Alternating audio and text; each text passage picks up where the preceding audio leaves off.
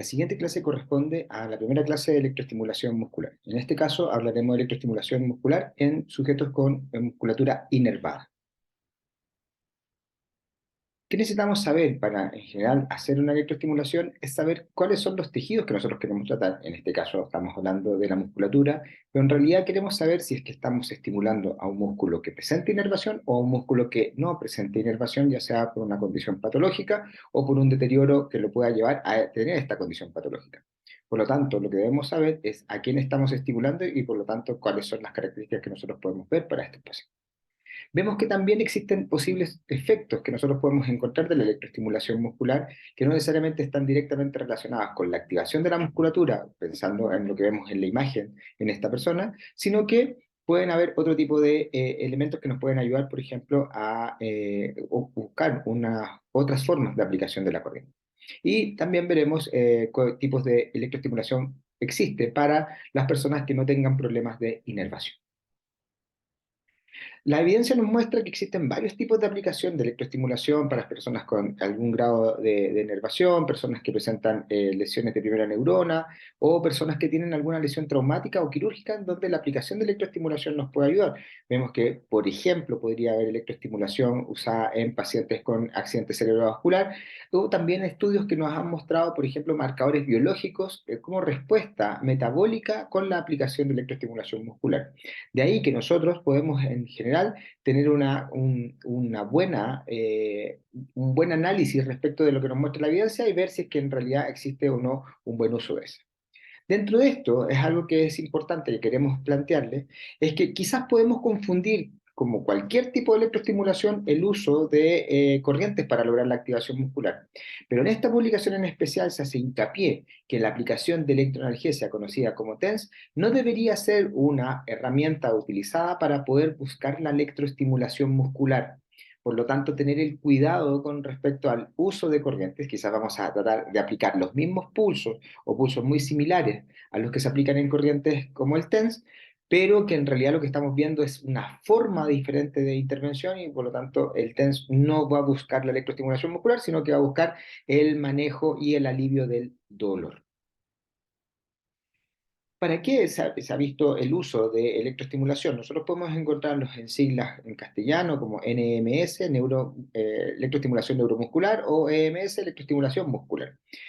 Y lo hemos visto en personas que presenten un músculo que esté totalmente paralizado, que haya una denervación parcial o, por ejemplo, en daño asociado a una cirugía.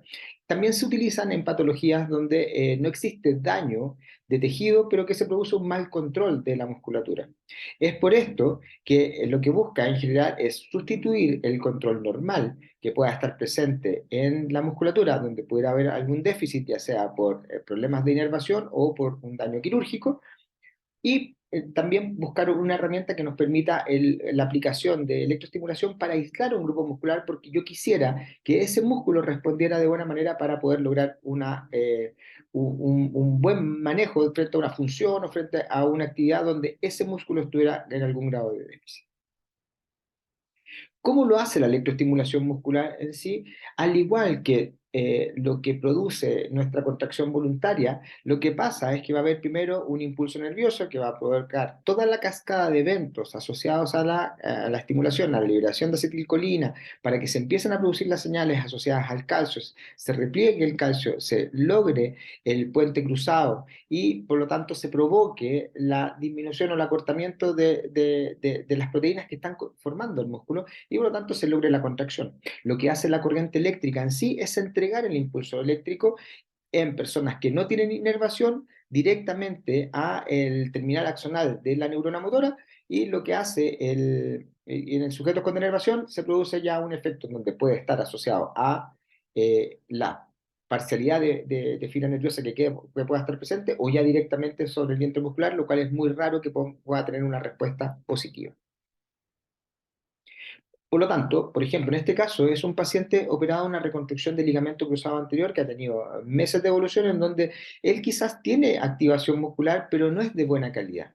Y por lo tanto ahí podemos encontrar un efecto negativo respecto de su rehabilitación y de su función debido a esta falta o este deterioro de la musculatura en donde no es capaz de activar. O, por ejemplo, lo que ocurre con este paciente que ha presentado una inmovilización en tobillo-pie, en donde su pie izquierdo vemos como existe una mala activación muscular versus el pie derecho, en donde sí lo logra de manera correcta. Por lo tanto, en estas personas donde no hay problema de inervación, donde, por ejemplo, en el primer caso, que era una cirugía, no hubo daño nervioso, y en este caso, o directo sobre un nervio periférico, o en este caso, que es solamente la inmovilización la que produce los efectos deleterios en los músculos asociados, nosotros podemos también intervenir con electroestimulación muscular. ¿Qué es lo que hacemos? Excitamos al nervio motor y por lo tanto desde esta vereda nosotros tenemos que entender que lo primero que vamos a lograr activar va a ser al nervio motor para que se manden estas señales, estos impulsos hacia el músculo, porque es muchísimo más complejo activar el músculo, ¿ya? Para esto, nosotros dentro de la electroestimulación muscular buscamos algo que se llaman los puntos motores. ¿Qué son los puntos motores? Son las zonas de mayor eficacia para la contracción muscular. Para esto, ustedes tienen una guía de trabajo en los contenidos vistos para la asignatura. ¿Qué caracteriza a los puntos motores? Es un lugar donde hay menor impedancia, por lo tanto hay menor resistencia al paso de la corriente, hay mayor concentración de canales de calcio en la zona, por lo tanto es más fácil lograr la activación muscular y por ende se necesita de menos energía para poder lograr la activación del músculo. ¿Qué más necesitamos conocer? La aplicación de los electrodos que van a estar puestos sobre estos puntos motores, ¿ya? Para poder lograr la activación de la musculatura y en general utilizamos pulsos que son de 250 a 300 microsegundos y si estamos pensando en tipos de corriente podemos utilizar un pulso de tipo cuadrangular bipolar para lograr la electroestimulación muscular de buena manera. Lo que tenemos que tener claro es que lo que se busca acá no es ni una sensación parestésica ni una fasciculación, sino que una contracción evidente. Y eso se logra gracias a la estimulación del punto motor. Que vemos que la activación muscular en sí, cuando nosotros la hacemos desde la perspectiva eléctrica o fisiológica, o sea, cuando nosotros voluntariamente hacemos la contracción, tienen algunas diferencias. Y dentro de esta vemos este principio de Hahnemann o el principio del tamaño, en donde se aprecia que cuando nosotros hacemos contracción, si esta contracción es de tipo fisiológica o es de tipo eléctrica, van a haber diferencias. Cuando hacemos contracción fisiológica, lo primero que se reclutan son las fibras de pequeño tamaño, o sea, las unidades motoras más pequeñas. Y partimos, por lo tanto, en un primer momento activando las fibras lentas para luego pasar a las fibras rápidas. En el caso de la electroestimulación, normalmente se sugiere que las unidades grandes van a ser las que van a responder en una primera instancia y por lo tanto la coordinación motora va a estar también ahí sesgada. Y eso nos va a llevar a un reclutamiento de fibras musculares para poder lograr la potenciación de las fibras en el caso de la corriente eléctrica, de mayor tamaño. Ahora, eso no significa que como estas fibras, las fibras rápidas, son las que se van a activar, posiblemente nosotros vamos a estar logrando producir realmente una mejora en la fuerza muscular. Pero sí lo que estamos haciendo es lograr la activación de la musculatura implicada. Hay que tener mucho ojo con eso porque lo que los estudios nos muestran es que en realidad, si no hacemos ejercicio junto con la electroestimulación, posiblemente la electroestimulación no va a tener grandes beneficios. ¿Cómo se aplica la electroestimulación muscular en personas sin problemas de inervación? En general se realiza en base a un método que se llama faradización. ¿Y qué es la faradización? Es la estructuración de tiempos de estimulación en donde por una cantidad de segundos se entrega una corriente que va a lograr la contracción muscular y después va a haber una pausa. Lo que nosotros vamos a conocer como trenes de contracción muscular. ¿Qué es lo que hacemos? Nosotros entregamos una frecuencia, que después veremos de qué se trata, que va a ser aplicada, como les decía, en segundos. Esto va a formarse una especie de tren que va a tener un tiempo de donde se va a contraer la musculatura, que normalmente se hacen aplicaciones que van entre un segundo hasta 30 segundos, un poquito menos de un segundo, depende de lo que nosotros queramos estimular. Y luego, para evitar la fatiga, lo que se hace es producir unas pausas que normalmente se sugiere que sean entre 1.5 al doble del tiempo del tren. ¿Ya? Esa la idea es evitar la fatiga, porque aquí estamos pensando en una persona que quizás se encuentra en una condición normal y que pueda hacer ejercicio y grandes logros con esto, sino que una persona que tenga una condición patológica en donde la electroestimulación puede ayudar y la fatigabilidad pueda estar presente. ¿Qué tipos de corrientes aplicamos? Existen varios tipos de corrientes. Dentro de esta, vemos que la electroestimulación se divide en general en dos grandes grupos, las que son directamente de baja frecuencia y las que son moduladas de mediana frecuencia. Las que son de baja frecuencia se conocen en nomenclatura española como las farádicas y neofarádicas, y las moduladas de mediana frecuencia tenemos una protagonista que es las corrientes rusas o de Koch. Las corrientes rusas son bastante conocidas, pero también existen otras como las corrientes OSI que se entregan como electroestimulación muscular. Ahora, esto es como para que se hagan una idea. Las bajas frecuencias serían en electroanalgesia como en el caso del TENS y las medianas frecuencias como el caso del TIF. Por lo tanto, las farádicas o neofarádicas van a ser las de baja y las rusas van a ser las de mediana frecuencia. Y al igual como veíamos en esto, el efecto de contracción muscular va a estar caracterizado por ciertos elementos que son propios de las corrientes, pero lo que en sí buscan ambas son lograr la contracción muscular. Veamos farádicas y neofarádicas para ver la relación en estas que se llaman las de baja frecuencia. En general, que es lo que vemos, es que vamos a aplicar pulsos que pueden tener características de tipo monopolar triangular, monopolar cuadrangular, o lo que en realidad normalmente se hace en personas que tienen de buena manera la contracción muscular porque no hay un problema de inervación, usar pulsos de tipo bipolar cuadrangular. Se ha visto que el pulso bipolar cuadrangular es el que tiene la mayor capacidad de lograr la excitación de la musculatura y por lo tanto es, en una persona que no tenga problemas de inervación, un logro para esto. En cambio, el pulso cuadrangular monopolar y el triangular tienen menos capacidad de activación muscular y también se les asocia a que son los elementos que nos van a ayudar para la electroestimulación en sujetos con algún grado de inervación. ¿Ya? Desde esa vereda tenemos que nosotros también tener ojo con eso. ¿Qué es lo que hacemos con estos pulsos? Se entregan en una frecuencia, esa frecuencia se entrega en trenes y por lo tanto se logra la contracción. En general, la baja frecuencia, que va a estar dentro de un rango, ya va a estar entregada y se va a buscar una contracción mantenida, que va a ser este tren que va a durar segundos, ya, y que va a estar formada por estos pulsos que son de tipo bipolar cuadrangular, cuadrangular o monopolar triangular. Y estos trenes, en el concepto general, son alrededor de hasta 30 segundos de tren y las pausas hasta más o menos el doble del tiempo correspondiente al tren. ¿Qué es lo que hacen estos pulsos? Entregarse en la persona y en general se entrega un espectro dentro del espectro biológico de frecuencias, se entregan estos estímulos para poder lograr una electroestimulación, ya sea para el nervio motor que está inervando ese músculo, pero en algunos casos se sugiere el tratar de ser específico respecto a si lo que estoy haciendo es tratar a la fibra lenta o a la fibra rápida.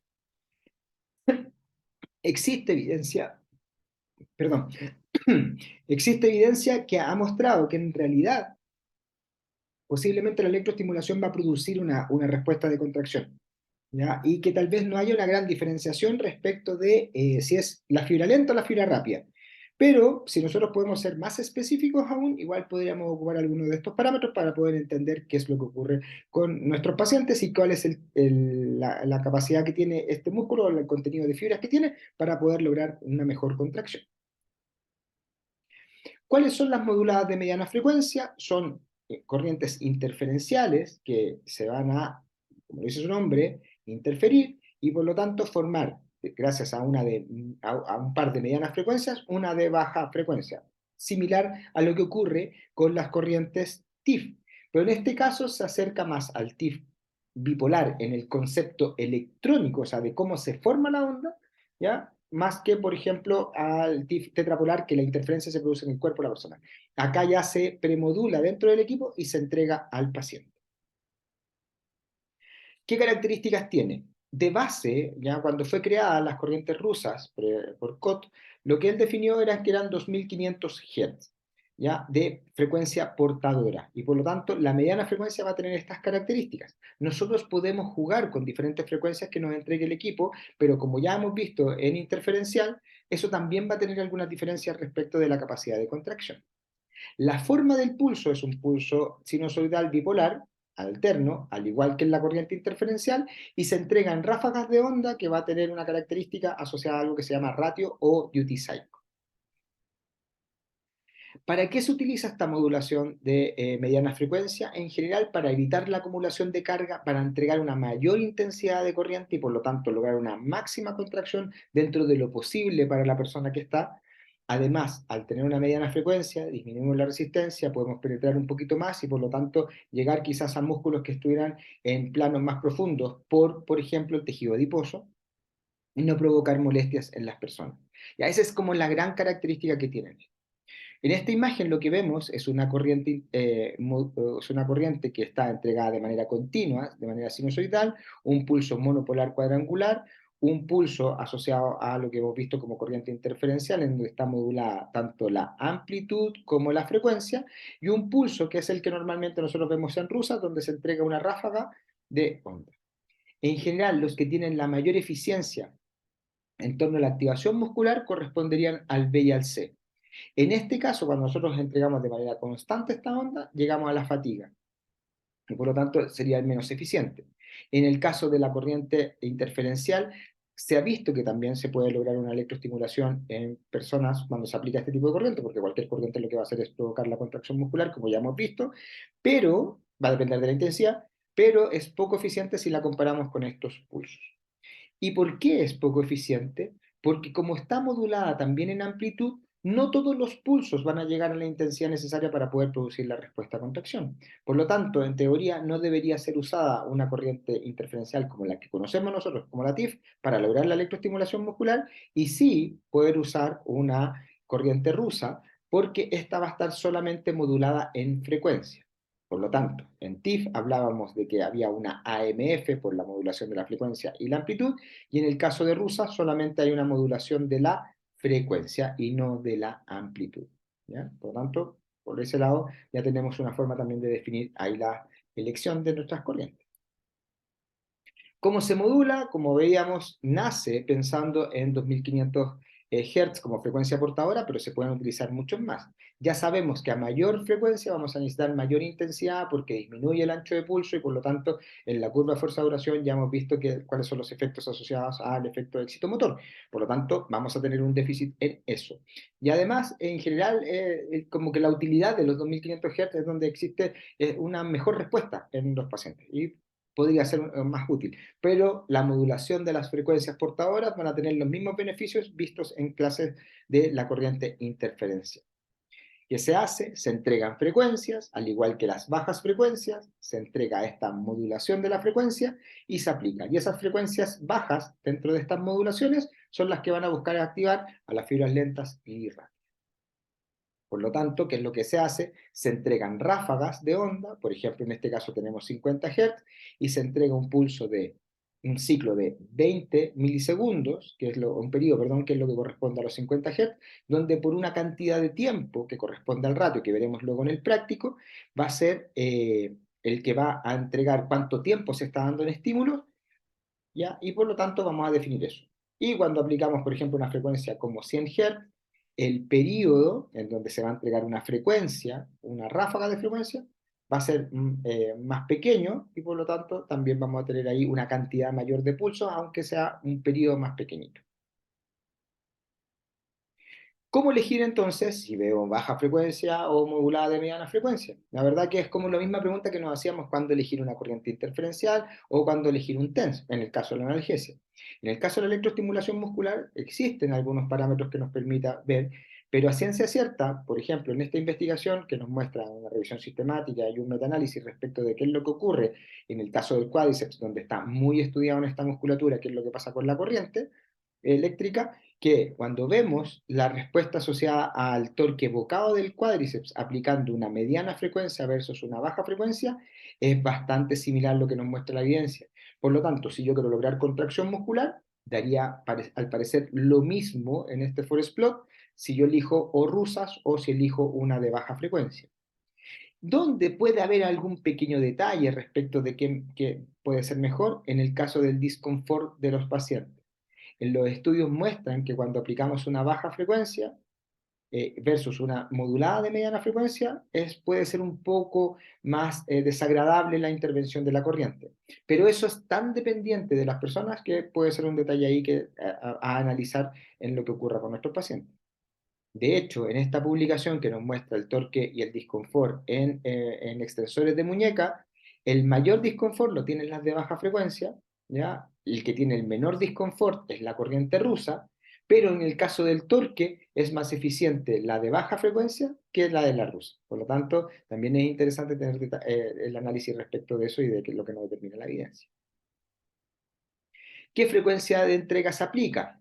Independiente que sea modulada de mediana frecuencia o de baja frecuencia, lo que vemos es que nosotros podemos determinar la frecuencia específicamente si queremos ver fibras lentas o fibras rápidas. Cuando pensamos en fibras lentas, la frecuencia de entrega es más o menos entre 20 a 50 Hz, y cuando pensamos en fibras rápidas, entre 90 hasta 120 Hz. Y estas frecuencias lo que hacen es buscar una contracción mantenida, no una fasciculación, sino una contracción mantenida, y por ende esto se va a mediar para evitar la fatiga en base a la formación de trenes y las pausas pertinentes para ello, para evitar cualquier fenómeno de fatigabilidad en el paciente, considerando que esta persona pudiera tener alguna alteración. ¿Cómo se aplican los trenes? Nosotros los podemos ordenar y dar tiempos para ver qué tipo de fibras querer obtener. Por ejemplo, si nosotros queremos pensar en una tonificación moderada, pensando en las fibras lentas como nuestro objetivo, los trenes son más bien cortos, duran no más allá de 10 segundos. Mientras más grande es el tren, mayor reclutamiento de fibras tengo, y por lo tanto, al tener un mayor reclutamiento, tenemos que recordar que igual vamos a estar tratando de buscar las fibras rápidas. Por lo tanto, cuando los trenes son más cortitos, entre 5 a 10 segundos, y con una intensidad suficiente para lograr una contracción, lo que estamos pensando es orientarnos un poco a las fibras lentas. Las pausas están determinadas en base a eso. En el caso, por ejemplo, de querer estimular las fibras rápidas para potenciar, para, comillas, ganar fuerza en el paciente, pensamos en trenes que son más grandes, de 10 a 30 segundos, porque ahí vamos a tener un mayor reclutamiento de fibras, además que la intensidad debe ser mayor para poder lograr ese mayor reclutamiento de fibras. Y la idea es tratar de buscar, perdón, la mayor activación posible. La frecuencia por sobre los 90 Hz. Y existen otras formas de aplicación, como por ejemplo el bombeo circulatorio, cuando yo quisiera lograr el drenaje y no tuviera un sistema compresivo o no pudiera hacer masaje en la persona, pensar en un sistema de compresión que se determina que debe durar más o menos entre 6 a 10 segundos el tren, con una contracción suave, no intensa, y una pausa de 9 a 15 segundos. ¿Cuál es el objetivo de esto? No es buscar una gran contracción, sino que lo que busca es producir un bombeo venoso y linfático para poder ayudar a la reabsorción. Por lo tanto, si yo pienso que tengo un aumento de volumen en muñeca, no debo pensar en que lo voy a aplicar directamente sobre la muñeca, sino que hacia proximal, pensando en que lo que tengo que hacer es lograr el bombeo de esta zona. Por lo tanto, dentro de lo que hemos visto qué elementos son los necesarios para poder conocer y para poder hacer una buena aplicación de electroestimulación muscular, qué otros efectos pueden estar y los tipos de corriente de electroestimulación que podemos obtener. De ahí, cualquier duda y consulta lo vemos en la clase de aula invertida o en el desarrollo también del práctico. Que estén muy bien. Muchas gracias.